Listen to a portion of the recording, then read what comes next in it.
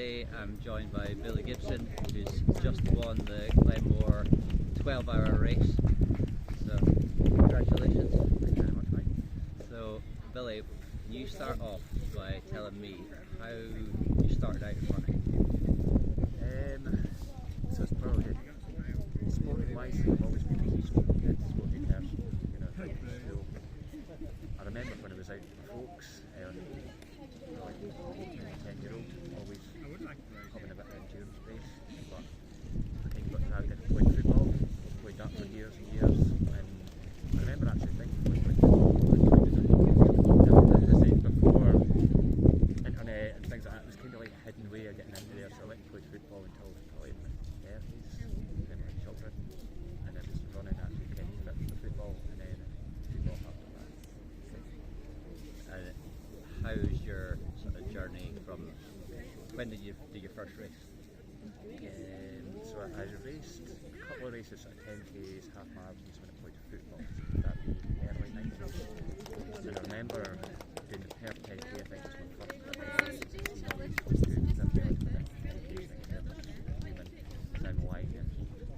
And I thought I was a fit footballer, but I wasn't that type of fit. And yeah, it's now thinking I'm nearly 50-year-old and I'm still kind of around about that old 50s now. I think that actually maybe they weren't superhuman, they were just kind of, they did the right kind of training. Yeah. So going from say 10k to now you're doing ultras, how has it been a steady progression? Did you do 10ks for a long time? How did you progress? So I would say marathon was probably for a long time. I was a training group with pals and I was doing marathons.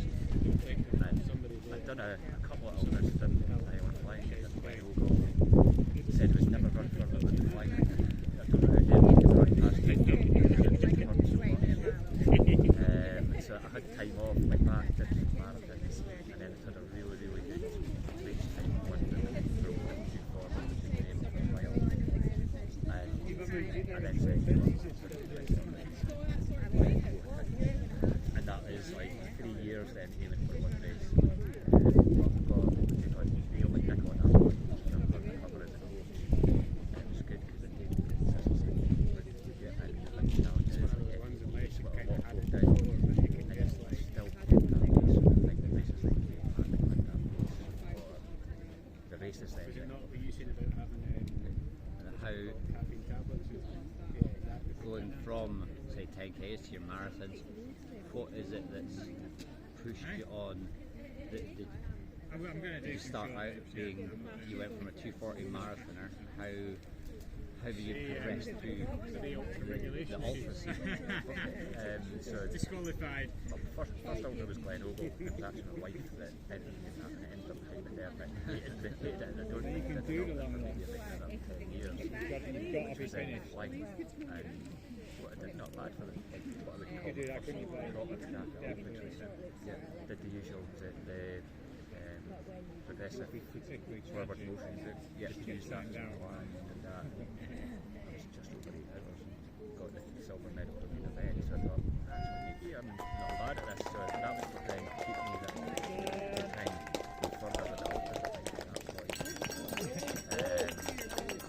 Neil gave me that structure, and I think it was a bit healthy a wee bit, because I said, go back to the marathon, which was Manchester Marathon last year, and I ended up doing that because everybody else was meant to go to down, and then I was actually doing the Cape Challenge. And then from there I just thought, I'm just going to push myself going right to do that, and I did well, the devil and things, so I was doing well with that. This year I'm not being coached by Thailand, they're training Thailand and really well.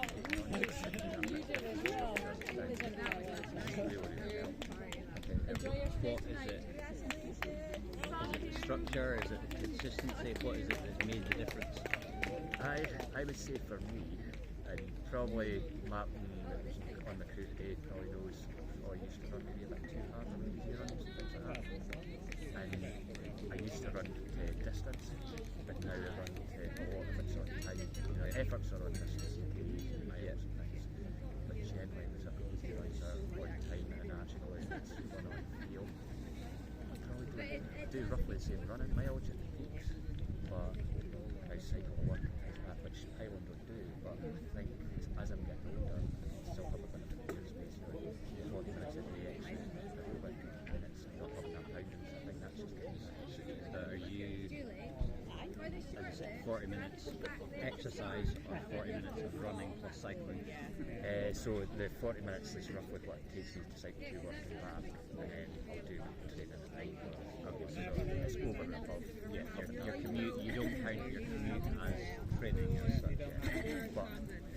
But I see it as a big benefit. I guess if you're at a desk job compared to a manual job, that's still training. Yeah, so, and it breaks up. You have small snaps of having a less manual job now.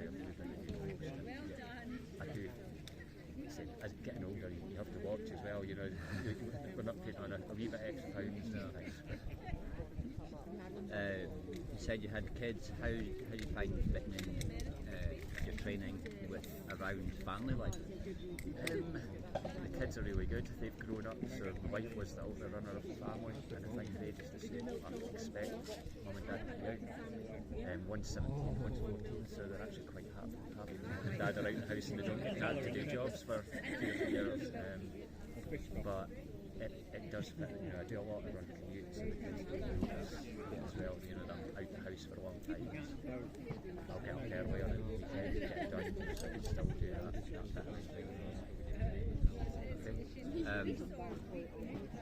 What the last, say, year, maybe longer, your name keeps popping up. I think you took in my course record for the Great Glen. Sorry about that one.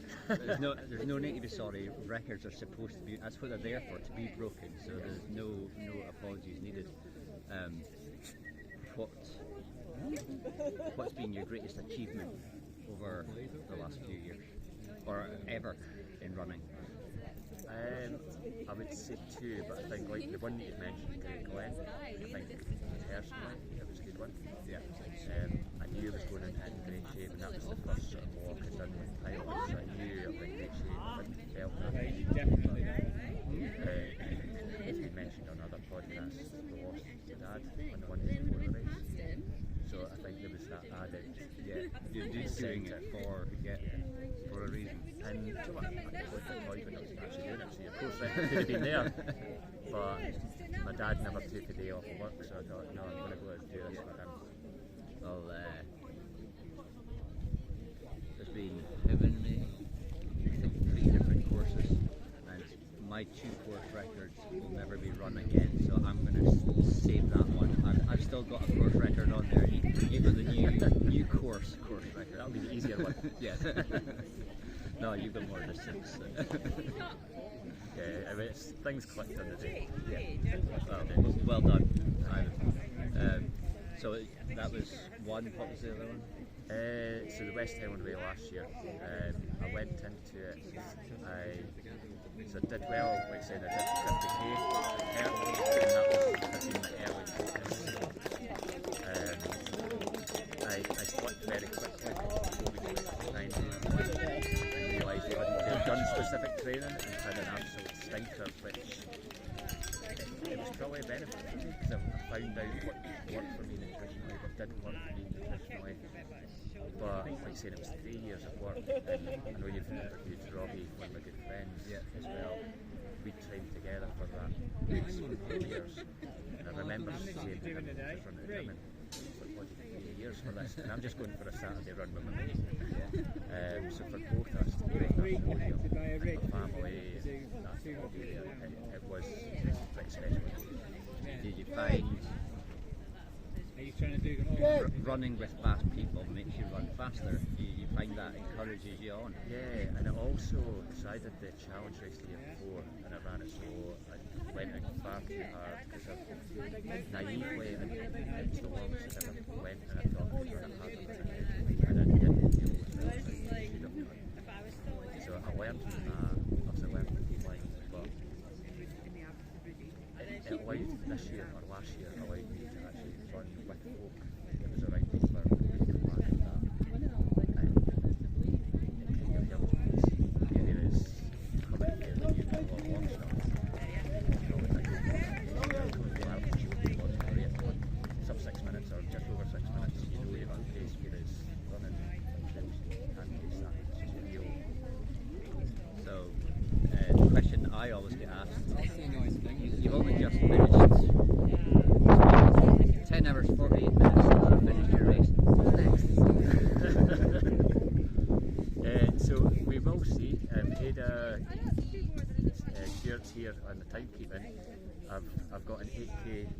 cross country next Saturday, supposedly. I do not know if I'll cross that for a start line, but from an ultra point of view, I'm going to give shorter stuff to about Christmas time this year, and then see, I'm thinking about going over and then doing next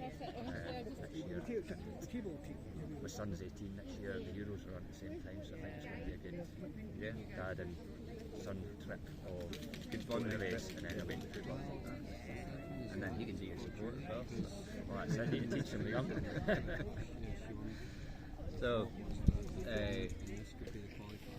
off the out of the box question, what don't you like about running?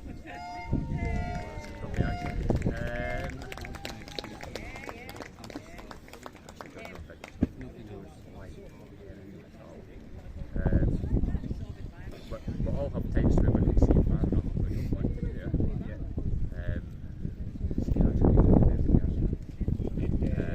I wish it was probably more high profile. It opens in I think it's open the first week. November. It opens in the first week of November, and you hear about that on the 5th of December. Live and up and promote athletics and Yep. you see some of the second best festival on this weekend is over in Germany just now. They've got lights on great, the leg to coverage across there. It's great to see more folk being exposed to what's actually happening. What's happening up I mean, you could try and sweet talk them and see if you get pegged now. Seeing the course records tumbling, it's maybe not great for like me and you, but yeah, I train with a lot of very good runners like Chris Jones, Jamie Coe, what could they do over like the Glenmore and stuff like that. But having people like that in the race that are breaking course records would make us better. So we've got to encourage it. So it's good for the sport. What shoes were you wearing during the rest of this thing? So I had Honda Text and X, which is the same shoes I wore at Glenmore. Okay. Is that a normal shoe for you? So I've started using the Hoka more and more. I got them because the first I can't play and read good reviews of them. Okay. And certainly they don't have like the Nike Vaporfly top on them, but it certainly seems to work just now. And any other shoes that you wear, or is it? I tend to look at roughly what's on sale. I'll go through them that much, so I'll a man of my own heart. Running club discounts is a good thing. So, what we still got? We said what's next. Is there anything that you're wanting to? The trouble is, while you're sleeping, you're not eating. So the minute I woke up, I was just saying. No, it's just such a great sport, isn't it? Just to be part of having the atmosphere. You're coming around here every 3.84 miles. It's not everybody's cup of tea, but it's amazing. Within a sport, there's so many different disciplines to it. And this was my first time doing it on the course. In 6 hours, I was questioning my life choices, but for the next 6 hours, I actually improved. I got different strategies. I love that problem solving.